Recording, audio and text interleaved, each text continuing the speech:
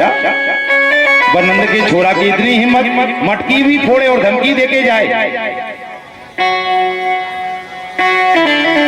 महाराज नहीं बहुओं ने सोचा कि जब तक बहाना नहीं लेंगे तब तक कन्हैया से नहीं मिल सकेंगे, क्योंकि सासू माँ तो स्वयं सब जगह चली जाए, लेकिन नहीं बहुओं को कहीं नहीं जाने दे महाराज।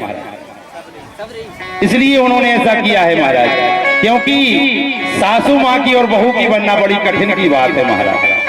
अगर सासू माँ की और बहू की बन जाए तो फिर पूछिए ही मत महाराज। एक पिता ने अपनी पुत्री का विवाह कर दिया, 1 वर्ष हो गए महाराज। जिस दिन से विवाह करके गई है, एक दिन भी ऐसा नहीं किया कि लड़ाई झगड़ा ना होता हो सासू माँ। एक दिन पिताजी के पास आई और कहा, पिताजी या तो वो सास घर में रहेगी या मैं रहूंगी, हम दोनों एक साथ नहीं रह सकते।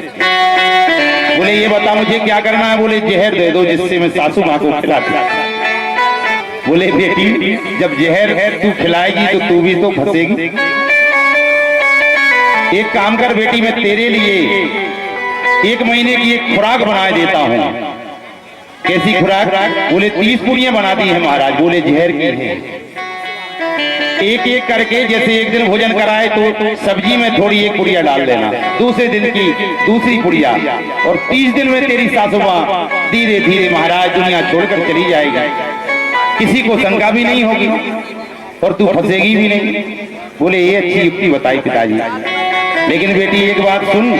बोले क्या? 1 महीने अगर तेरी सासू माँ तुझे डंडों से भी पीटे तो तुझे सहन करना होगा। बोले पिताजी जब 1 साल से कर रही है तो 1 महीना और से। महाराज पुड़ियों को लेकर आ गई और डाल ली। पहले दिन गिनती जा रही है, 29, 28, 27, 26, 25, और वो सासू माँ बड़बड़ाती जा रही है। और महाराज वो सेवा भी करती, बस दिन गिन रही है कि 1 महीने दे ले जितनी गाली देना चाहे, पांव दबा रही है महाराज। लेकिन जब 25 दिन हो गए और सासू माँ गाली देती गई, लेकिन एक शब्द भी बहू ने नहीं बोला, तो सासू माँ ने सोचा कि अब मेरी बहू ठीक है। देखो मैं इतने दिनों से इसे गाली दे रही हूँ, ये कुछ नहीं कहते। महाराज तो वो चुप हो गई, अब बहू से कुछ ना बोली।